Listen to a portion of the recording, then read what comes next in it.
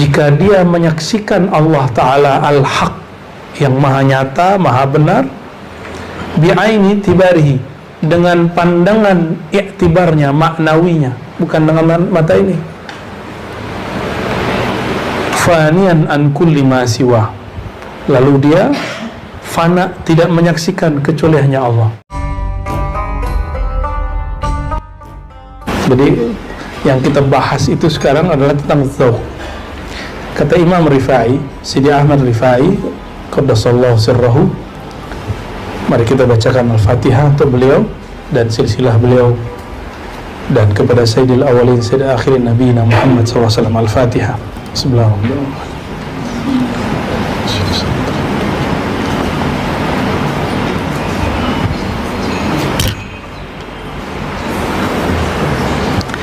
وهذا الذوق المنبعث عن هذا الرضا هو المعرفة بالله تعالى. Apa kata beliau?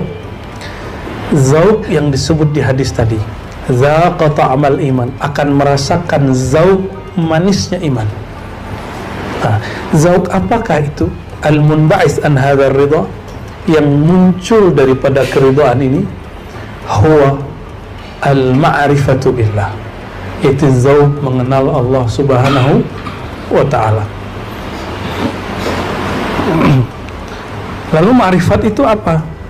Nurun askanahu Allah Ta'ala qalba man ahabbahu min ibadihi, nur yang Allah masukkan, Allah tempatkan ke dalam qalbu siapapun dari hamba yang dia kehendaki, yang dia cintai. Ahabbahu, jadi ada rumusnya. Yang dapat ma'rifat cuma orang yang Allah ahabbahu, Allah cintai. Kalau Allah tidak cinta, dapat nggak? Nggak. Jadi tidak semua mukmin dapat rasa manisnya iman. Orang zikir pun belum tentu dapat manisnya iman, karena dia baru bab sakinah, mutmainnah. Rasa tenang itu belum manis, itu baru tenang. Makanya banyak orang mengeluh, kenapa saya selesai zikir gundah lagi? Ya iya, zikir itu nggak ada selesainya. Ente selesai. Zikir itu nggak ada beresnya. Ente udah beres zikir. Zikir itu selalu terus, ya. Wala syai'a ajallu wa a'zam min dzalika nur. Jika ditanya adakah nur, cahaya yang lebih mulia dari cahaya itu, tidak ada. Itulah cahaya paling mulia.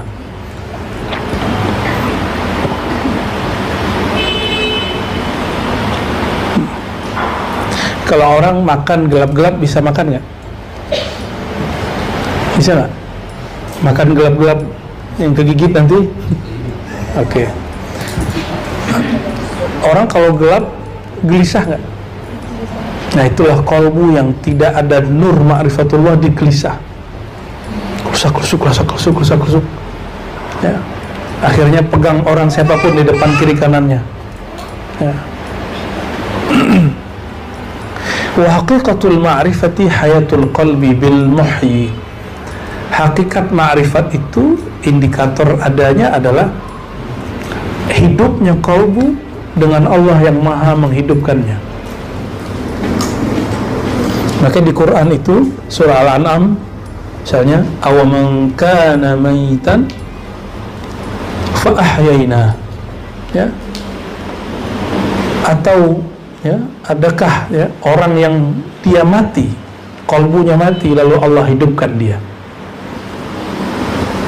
Lalu surat Yasin misalnya, yang mendapatkan nazar liyunzira man kana hayyan, untuk memberi peringatan bagi orang yang dia hidup hatinya, ya. Nah, lalu di surat Al-Anfal misalnya ayat 24, istajibu lillahi walir rasul idza da'akum. Jawablah panggilan Allah, jawablah karena Allah, karena Rasul, idza da'akum, jika Allah memanggilmu, lima yuhyikum, terhadap apa yang Allah telah hidupkan kamu, maksudnya hidupkan qalbumu. Faman matat nafsuhu ba'udat anhu dunya wa man mata qalbuhu ba'uda anhu maulah. Orang yang hidup, orang yang mati jiwanya, ba'udat anhu dunya, maka menjauhlah darinya dunianya. Nafsiyahnya harus di off-kan dulu, baru dunianya pergi. Jadi kalau orang mengatakan kenapa ujian dunia ini berat, wajar, karena jiwamu lebih di depan daripada qalbumu. Mungkinkah lalat masuk kalau nggak ada ikan busuk? Ya, jadi ikan itu ada, lalat itu ada karena ada sesuatu di dalam. Jadi kita kemudian tidak akan menyalahkan syaitan, kita menyalahkan diri kita. Ya, janganlah engkau mencaci kecuali dirimu sendiri, kan begitu di Quran, ya. Ba'udat anhu dunya wa man mata qalbuhu, tapi kalau qalbunya mati, yang menjauh adalah Allah Ta'ala. Cara mematikan nafs itu, ini bahasa beliau, ya. Nah, itulah nurul ma'rifah, memberi ma'rifat ke dalam qalbu, ya.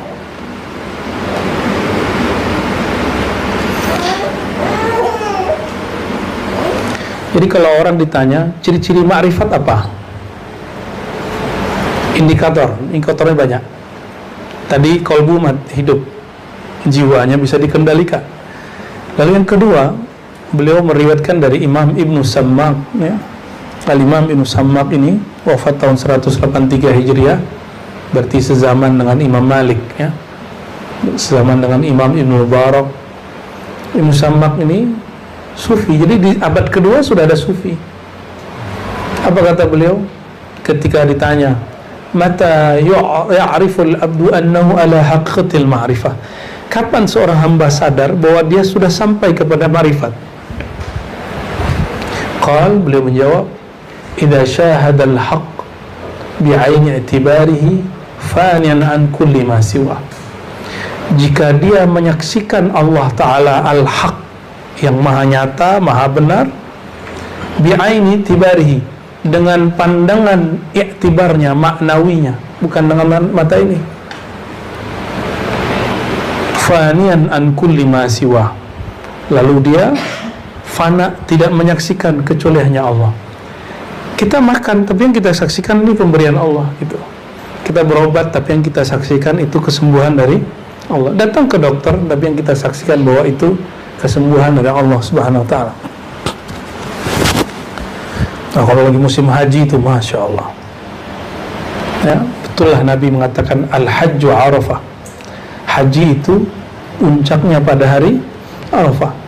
Karena pada masa itu orang yang berhasil masuk nanti diuji kedirian, keakuannya. Ini karena aku nih, ini karena aku nih. Yang nggak berhasil masuk, udah jam 12 nggak dapat izin, nggak ada tasrih, nggak ada izin. Dalam pikirannya apa? Ya Allah, apa kata orang kampung, saya berangkat haji tapi nggak Arafah. Kata orang kampung, syirik khafi itu.